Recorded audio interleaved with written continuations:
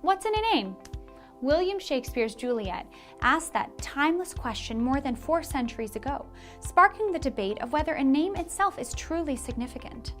As Juliet later discovered, there's a lot in a name, and the reasons Americans change our names are as diverse as our country itself. Marriage, divorce, adoption, blending or hyphenating names, immigration, or simply the desire for a moniker that seems to fit better. And if you're an employer, a name change definitely matters to you.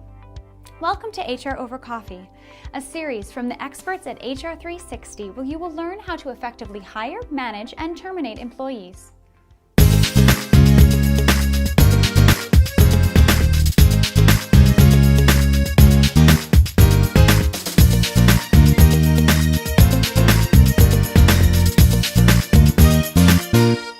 Today, we'll be discussing what you need to do when an employee changes his or her name.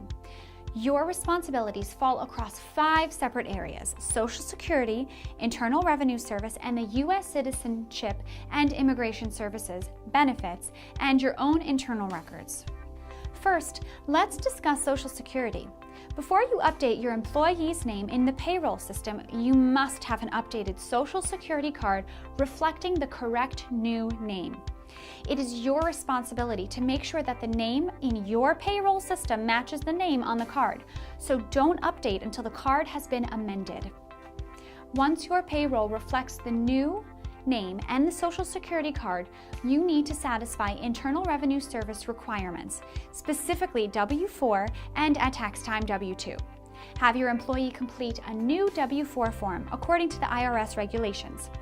The name on the Social Security card must match the W-4 and at tax time the W-2.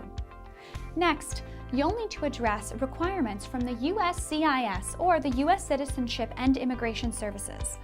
All of your employees should have a completed Form I-9 to verify both their identity and eligibility for employment at the time of hire.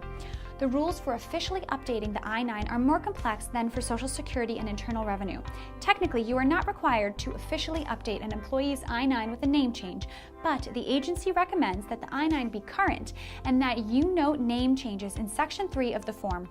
Remember, the government can inspect your I-9 form, so information should be current.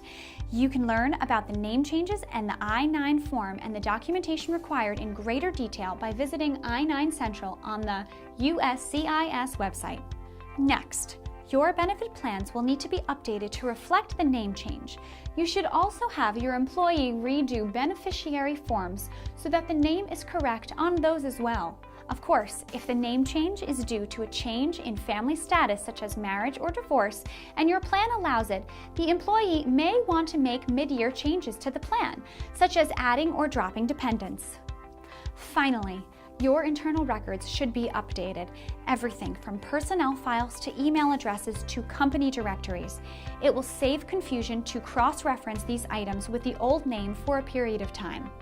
To learn more about our subscription options to our HR library with over 500 downloadable forms and policies, go to hr360.com and click on the Products tab.